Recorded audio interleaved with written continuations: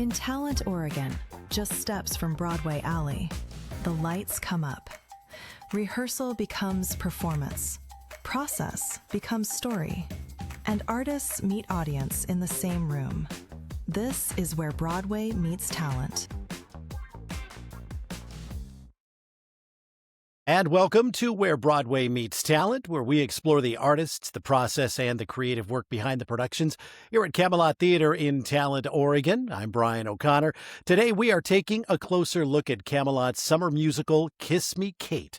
It's a show filled with unforgettable music, spectacular dance numbers, sharp comedy, and some of Cole Porter's most beloved songs. And joining me today is the director of the production, Rick Robinson. Rick is also the managing director at Oregon Cabaret Theatre in Ashland, making him a very familiar face to theater audiences throughout Southern Oregon. So, Rick, welcome to the podcast. Thank you so much, Brian. Great to be here. So let's start at the beginning. What drew you to directing Kiss Me, Kate? Well, one, I figured I didn't make myself crazy enough the last 2 summers doing Anything Goes and Guys and Dolls, so I thought, why not take on something even bigger than those 2 shows? The real answer is I love the music of Cole Porter. I love these backstage farces, being a theater town and me being a theater person. These shows really are love letters to a life in the theater. I think Kiss Me, Kate is a classic in that sense. So you combine a really brilliant backstage farce and a love letter to theater with the music of Cole Porter. To me, it's just sort of an irresistible thing to take on. For audiences who may not know the show very well, how would you describe what makes it such an enduring Broadway classic? Well, one, obviously the music of Cole Porter. 2, it's really got an exceptional story, an A romance storyline and a B romance storyline. Both are sort of unforgettable. It's got a really classic comedic duo, the 2 gangsters who in the script are just called First Man and Second Man. They sing a song called Brush Up Your Shakespeare that's beloved. So I think the reason why the show is beloved by so many audiences is that it combines a really great comedy with great music. And I've said it before, I think it has the 2 best act openers in the musical theater canon, because we start with this giant number, another opening, another show, which I think people who even aren't familiar with the musical are familiar with that number. It's like a 7-minute number that's deep with storytelling and is a classic song. And then Too Darn Hot opens Act 2, another just like epic 8-minute dance number that is just really, really vibrant and beautiful. And I think in our version, well staged by our choreographer, Shannon Carter. So like those 2 numbers launch us so brilliantly into both Act 1 and Act 2. I don't think another musical compares to those 2 act starters. One of the things that I really love about Kiss Me, Kate is it's really a show about putting on a show. What is it, in your opinion, about the backstage world that audiences continue to connect with? Yeah, if you love theater, I think that you're going to be curious about what it feels like to be backstage and what the machinations are to get a show on its feet. And so Kiss Me, Kate opens with a director furiously giving notes to the cast. Part of the storytelling in another opening is like last minute costume fittings, last minute set adjustments, the director furiously trying to fix particular moments in the show within a show. And there were a lot of art imitating life moments within the show, because during Tech Week, we were desperately trying to, fix lights last minute, fix set pieces last minute, give actors notes and iterate the show to completion last minute. So there were moments where, Zach comes in as Frederick C. Graham down the stairs giving notes. There were moments that were very much art imitating life, trying to mount this production of Kiss Me, Kate, which feel very similar to Frederick C. Graham trying to mount the production of the musical Taming of the Shrew in the show. So I don't know. There's just something about theater people who are larger than life. And Zach, who is an actor in the show, is trying to figure out, how does this character go from like this horrendous fight scene with his ex-wife directly into this comedic bit where he's aggrieved at how hurt he is. And I'm just like, the character has a big ego, he's got big feelings, and then when he's hurt, he's big hurt. And so I think there's just something about these larger than life characters that draws people into the world. We did Moon Over Buffalo here at the Cabaret, which in a lot of ways has the same underpinnings. You have this old couple who are dealing with crises, but at the same time they're trying to create art together. And I think that puts them under friction so marvelously in both that show and this show. I just think it's a blast for audiences to watch. I mean, I think it's the same thing that draws people to Noises Off too. It's like watching the madness of the creative process recreated on stage it's pure fun. Right. Every director approaches a production a little differently. So when you first sat down with this script, where did your imagination immediately go?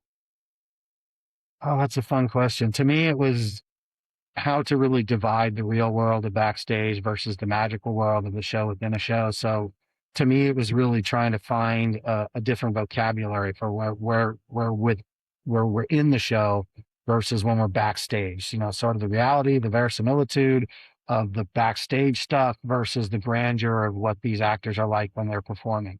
So Nathan Yanaki and I, he designed my set. We talked a lot about how do we create these two different worlds and really make them fit. Another thing I wanted, and I told the cast this, here are the ways we win this production. One, I need a vibrant, lively, engaged ensemble. I need the love stories to resonate, and I need the quality of acting within the Shakespeare to be believable. Because to me, if I'm coming to see this show about a troupe of actors putting on Shakespeare, when I'm watching a Shakespeare, I want to believe them capable of doing that in front of a paying audience. So it's a tough ask because you need people who are capable singers, you need an ensemble who are all capable dancers, and you need people who can handle verse in a way where I believe the public at that time would pay to see a musical version of Taming of the Shrew. So to me, those were all the goals to succeed in this show. We're succeeding in all three of those big benchmarks. And to me, another way I come into a show too is like, to me, a script is this big lump of clay. And it's not just up to me to rigidly say, you make this exactly how I envision it. To me, I come in, we have this lump of clay that's the script. The set designer is going to do his part to shape what the world looks like. Each actor is going to create their own little piece of the puzzle. And I'm a collaborator to say, hey, I think that looks good in relation to the rest of the world. And I think this doesn't work. So I don't usually come into a piece with a hard, like, here's exactly how I see everything going. I like to create with the artists that I've asked to join me on the piece. And I think that's how Kiss Me Kate was created as well. You touched on this earlier about the two numbers that open each act. Yeah. Some just incredibly wonderful, large musical numbers throughout the show, but it also has some surprisingly intimate, emotional moments as well. How do you balance those two sides of the show as a director? Well, to me, you can't have the big comedic moments. The audience will leave you if they don't have something to connect to. So Too Darn Hot is this really great, resonant Act 2 stunner, bunch of tap. It's amazing. But to me, the magic of a good musical is that you're engaged in the story as well as in the choreography and the music. And the way to invest people in the story is they want characters they can relate to. They want a love story they can root for. And to me, you don't get that unless the actors are doing real grounded work. Like Fred and Lily, you have to see the pain of their previous marriage. You have to feel what their love used to look like. You have to root for them to recapture it. So to me, in order to get those moments, my actors, Juliana and Zach, they can't just be doing big bombastic yell at each other acting. There has to be moments of quiet where the two actors connect. We have to see what their relationship used to look like, and we have to see beneath the warring parties. That's quite fun. you have to see the real romantic connection between the two of them. If you don't, I don't know what we're latched onto to complete this, 2.5 hour journey. So those moments are real critical to me. And it does feel, a musical is not just, hey, it's high and it's too darn hot and it's the whole show. Peaks and valleys of musical to me, it's part of the journey. And they don't, to me, they're not disconnected. They're wholly connected. So in Love is just as much a part of this story as another opening and other shows. It's quiet and it's intimate, but it's as critical a piece as those other numbers. Comedy relies so much on timing and trust. Yeah. How do you build that kind of ensemble chemistry in the rehearsal room, especially with a show like this? Because there's a lot of physicality in the show, even in Yeah. the choreography, and a lot of comedy as well. Yeah. Uh, you know, when I was a younger director, I tried to be somebody else. You know, I often tell people I don't carry much ego into a room because I'm the second best director who lives in my house. Um, but I find success in just being myself. And to me, I like to create a fun working environment. I like to create a joyous working environment. I like to create an environment where actors can crack wise and, occasionally it interrupts the flow of work. But to me, an actor's going to bring vibrant comedic choices in an environment like that in a way they're not in a very rigid, structured environment where I'm dictating exactly how the comedic beat's going to play. Because sometimes I have it in my head how the comedy's supposed to play out, but my very funny actors are better at it than I would have been. And if I just allow them the freedom to play, and I make sure that the stakes are very high, because that's usually what makes things the most fun is the stakes are incredibly high. Those two things coming together, fun, joyful environment, really high stakes. Usually my actors will create the magic that the audience finds funny. And honestly, a lot of times I only know what's funny to me. So like, I really hope that what I find funny, the audience finds funny as well, because it's hard to go, well, I don't find this funny, but I think others will. It's like if it resonates with me as something comedic, I think it's going to work with an audience. I'm usually right. So I just try to create stuff that I find funny. Um, and my actors do the bulk of the heavy lifting in that. But that's my ethos is joyous environment creates a joyful product that bleeds into the work and to the audience watching. Was there a rehearsal moment where you thought, okay, this show is really coming together now? To me, yeah, two moments stand out to me. One is I finally got to watch Shannon Carter's entire piece together version of Too Darn Hot. Uh, and I don't think the actors will be offended by me saying this, but we cast some actors who were not quite ready to handle the choreo as completed in Kiss Me Kate. We hired actors that we believed were hard workers and we thought could get there. And so watching some of those actors who were cast aspirationally as dancers do the work and complete Too Darn Hot in the grandeur that it is currently, completed in. Watching that number, I went, okay, this is gonna hit. When I got to finally see Shannon's entire vision for that number, like it's spectacular. The work is spectacular, and I can't claim any credit for it.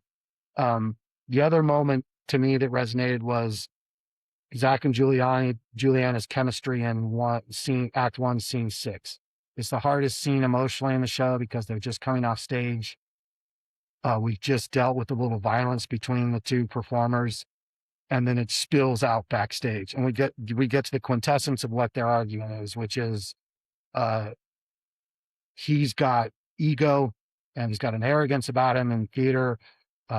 He feels like she in the past has really been focused on money, and they attack each other on these things. It gets a little vicious, but finding the build in that scene so you understand the hurt of the actors and not just their anger at each other, but the hurt and feelings of betrayal at the other two, finding the layers of this scene. To me, it's the dramatic underpinning of all of Act One, and the actors discovering those beats within the scene, to me, was to me was me really understanding the show is going to be a hit. That relationship's critical to the success of the show. They discovered that relationship in the scene, and I knew watching that scene when it finally hit that the show was going to have that love story told true from start to finish. Want to talk a little bit about having you come in and guest direct at Camelot, because obviously you spend much of your professional life at the Oregon Cabaret Theatre, Yeah. and now you've had the opportunity to direct 3 shows at Camelot, 3 very big shows. What has that experience been like for you? It's great. I love it. Like, you know, I have audiences who are like, they feel like they have to be fans of a particular theater or the other. And to me, I'm like, the artists don't. The artists like to work at a bunch of different theaters. If you look at the cast of Kiss Me Kate, like these are folks who performed at all 3. I've directed at all 3. I always tell people like, don't choose, cancel a streaming service or 2 and go see more plays. Yeah. So for me, it's in a way, it's a relief to work in another theater because when I work in my own, my job includes not just sometimes directing the show, but I also have to sell it. I also have to get the menu prepared for the next show. There are all these extracurricular things that are also my responsibility in addition to creating the art. I get to come into the Camelot and my job is just make a good show. That's it. I don't have to do your job. I don't have to do video interviews. I don't have to take photos. It's like my job is make a good show. And That's then, kind of and kind of that's, interesting because our roles are kind of reversed right now. I've got yeah, you on the other end of it. yeah. So I will do what you do when it's Yeah. cabaret time. So, uh, it's a great joy. Uh, like there are some advantages to working at the cabaret in terms of the time you have with the actors, but there's some advantages to working at the Camelot where you have like wing space and like a real theater backstage and like there's just there are wonderful things about directing in both. Cabaret has height. I can play multiple levels. I can build a second story. Camelot space has width. I can put 21 actors on the stage and they won't fall off the edges of it. So it's just to me, it's really wonderful to work at different spaces. And this is actually my 4th show at Camelot. I did Almost Maine, I That's think 4 or right. 5 years ago, but it is my 3rd like giant musical. And my history in theater is more in straight theater and comedy. Uh, the theater that I run does mostly musical theater, so it's also allowed me an opportunity to learn how to direct big musicals, which I haven't done much of. So Anything Goes, Guys and Dolls, Kiss Me Kate, these are all escalating biggest shows I've ever directed. Uh, and it's fun. Like I used to think it was a weakness of mine having to direct 20 actors at the same time because I really like to be in the lab with a couple of actors talking about intention and scene work. When you're directing 20 at the same time, it's a lot of traffic cop. Here's just where you're standing. Everyone quiet. Let's go. But I feel like I'm getting better at it each time I do it. And one of the challenges of directing a show with 21 actors is you know, getting everybody committed to the same goal and getting everybody, whatever their piece is in the show, to embrace it 100%. Because Mhm. I tell actors that if you're a lead and you have a ensemble behind you that's not supportive, it feels like dragging weight. And if you're a lead and you have an ensemble behind you that is supportive and active and engaged and listening and believe in the project, it feels like you're crowd surfing on their energy and their support. And that's one thing I think my ensemble has done well in this case is that they believe in the thing. And to me, when I go see a big musical, I always watch the ensemble. Are they engaged in the story of it? And I challenge my ensemble to do that, to be supportive, to be engaged in the story. Because unlike film, I can't tell my audience where to look. You know what I Right. mean? Like in film, Right. like I can pinpoint, hey, you're watching this 2 shot right now. You're engaged in this. In theater, it's like Pirates of the Caribbean, Disneyland. Like you get to Yeah. watch everywhere. And when I look everywhere, I want to see detailed stories. Even if 99% of the audience is going to be watching Fred and Lily, the rest who are watching the other people on stage, I want to see storytelling from all those folks as well. So I want to zoom out for just a moment. One of the things I really appreciate about the theater community here in Southern Oregon is that all of our theaters genuinely support one another. It never feels like you're competing against each other. yeah. We're all just working together to build a vibrant arts community. From your perspective, what makes this region such a special place for live theater? Yeah, it's in the water here. It's like,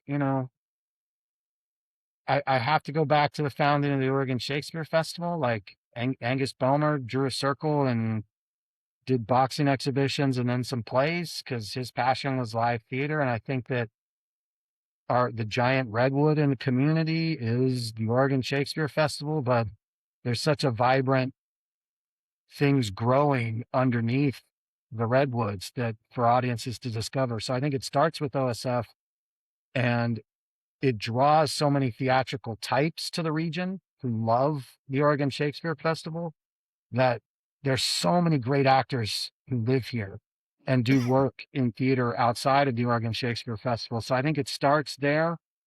And then because theatrical types are drawn to the region who love theater, it just creates a positive audience for theater.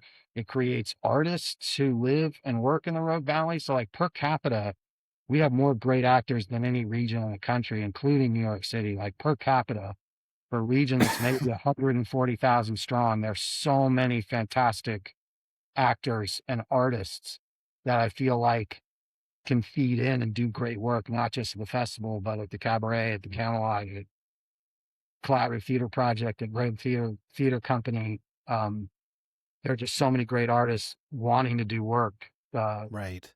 and audiences who love theater. I mean, Rogue Theater Company sells out Angels in America, Shark is Broken being done at CTP, classic musical theater, Kiss Me Kate being done at Camelot. Like whatever you want to see, this valley has it for you to go out and experience.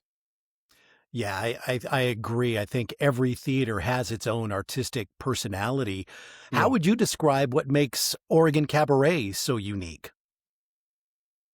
Uh, it's just a wonderful old church environment. It's a dinner theater, but unlike every other dinner theater in the country, which offers you a scoop and serve buffet, we have dining optional. Like we have to win your business as a dining experience in addition to the theater. We try to match the dining experience to the theater.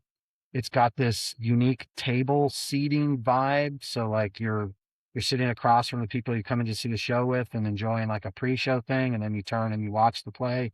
It's got an intimacy to it uh, that I think is rare for an equity company. Like you're watching actors from New York City who have been on Broadway, and you're in a room with them with only 140 other audience members. Um, I think that the part of the founding of the cabaret was to counter program what was going on at OSF. So like they're doing Shakespeare and dramas, the cabaret is doing musicals and comedies. And I think that has long been what the cabaret has been good at, and that's what audiences want. Um, we're weird in that we're we serve the community. Like 70% of our audience is Rogue Valley. Like a lot of our audience is Rogue Valley, but during the summer, we're 40%, 45% tourists who come to town and have the cabaret as part of their experience with OSF. So we sort of ride that line between being a company that tourists come to and really serving our local community. Um, to me, it's sort of a magic place, like Yeah. when Val wanted to buy the cabaret, she sent me out. I was hesitant because I think of dinner theater, I think of bad theater. But like, man, I saw a show here. It was Ain't Misbehaving. It was magic. The place was magic. And I really wanted to do it after leaving. So it's been a journey. Well, It has and you been a have journey. you have an exciting season underway right now. I want to give you an opportunity to let audiences know what they can look forward to the rest of this season. Oh, I appreciate that. Well, right now it's Chicago, which almost needs no introduction. The big Cantor Right. musical. Uh, I'd pitch it, but we're selling out really rapidly. If you want to come see it, I'd basically say get your tickets now. Next show up is Dracula, Comedy of Terrors. We have Galloway Stevens coming back. We have Tony Carter coming back. We have Katie Beck coming back. All three of those actors have been in at least 15 shows of the cabaret. Sierra Wells coming back. We have Ian Christensen, who was in Disaster. It's just a blast. It's sort of like Rocky Horror meets the 39 Steps. It's a quick change, comedic retelling of Bram Stoker's Dracula, but it's silly and fun and just super funny. It'll be directed by Olivia Carbone. Carbone? Yes, Olivia Carbone. And then our final show is a show very close to my heart. I'm doing the adaptation of it. It's Anne of Green Gables. We've heard from folks like, why aren't you doing a Christmas show? I'm like, well, Anne of Green Gables, a lot of it takes place during the holidays. It's a heartwarming story. I feel like it really fits well as a holiday show. Michael Wilkins is designing original music into it that's going to be stitched in. Our narrators are troubadours who are playing instruments and underscoring pieces of it. It's a brand new world premiere show. Obviously, it's close to my heart because I'm creating it with Mike. Yeah, and I hope people come check that one out because it's the tenderest of the things we're doing. It's the newest. Right. It's the biggest risk of the things we're doing this year. So I hope people come. And I want to pitch one of your shows that you're doing up next. Best We Could is a show that I'm in. It's really fun. It's the next show well, no, you have Frank Sinatra Spotlight, and Right. then Best We Can is after that. But it's fun because Zach Verdon and I switch hats. I'm directing him in one of the hardest roles he's done in his career, and then a month from now we start rehearsals and he's directing me in one of the hardest roles I've done in my career. It's just a really fantastic play, and it's the kind of work that's not done often. It's a new play. I don't want to say too much about it, even though I'd like to pitch it just because I wanted secrets to unveil with the pleasure that I got when I was reading it. And so anything I say about it, I think takes away from the magic of the play, but it's going to be really great. It's got me, it's got Becca Campbell, it's got Chuck Eisen, who's currently playing one of the gangsters. It's got Beth Gudenrat, Oh, who actors know, and it's got Gwen Duffy, who was one of my performers in Anything Goes, and an actor I've hmm. worked with the cabaret. So great cast, great Yeah. script, really excited to work on it. So I wanted to pitch that as well. Yeah, that's going to be an incredible show. I'm looking forward to that. And of course, the rest of your season at the Cab is so solid too. So I encourage people to see shows there, see shows at all the theaters and support, Yes. Yeah. local theater whenever you can. We're chatting with Rick Robinson, the director of Kiss Me Kate, now playing at Camelot Theatre. Rick's also the managing director at Oregon Cabaret Theatre. So for someone who's never seen Kiss Me Kate, what would you say to invite them into this experience? It's just a blast. It's a giant musical. I think the opportunity to see it is rare. It is so difficult to produce Mhm. because of the cast size, because of the set requirements, because of the costume requirements. They're lavish, and every actor needs a backstage costume and a full Elizabethan costume. The set takes us from the play within a play, Padua. It takes us backstage to a hallway. It takes us backstage to a dressing room. So the requirements to produce this musical are so vast, and it's rarely done. And yet it's one of the classics of the musical theater canon and should be experienced by everybody. A lot of people I know have seen Sound of Music a ton, have seen all these golden age musicals, but not Kiss Me Kate. And to me, it stands with all of those classic must-see musicals, and this is a rare opportunity to get to see it. It's got Cole Porter music. It's got big musical numbers like Another Open, Another Show. It's got Too Darn Hot. It's got tap dancing. It's got romance. It's got comedy. To me, it's easy to pitch because it has everything that people want in a musical. Great musical numbers, romance, comedy, the entire package. Uh, if I were you, I wouldn't miss it. You don't get a chance to see this musical that often, and it is fantastic. Right. Well, Rick, thank you so much for taking time to share your perspective and insight into bringing Kiss Me Kate to the Camelot stage. Really appreciate you Yeah, of course. and the conversation we've just had. I think you've done just a tremendous job with everything you've directed Thank you. at Camelot, and we're always grateful when you have the time to come over and play with us on the stage. So, thank you. Thank you, Brian. Appreciate it. Kiss Me Kate now playing at Camelot Theatre through July 26th. Get your tickets at camelottheatre.org. You can listen to Where Broadway Meets Talent on all major podcast platforms, and you can watch the full video version of every episode on YouTube. I'm Brian O'Connor. Thanks for spending time with us, and we'll see you at the theater.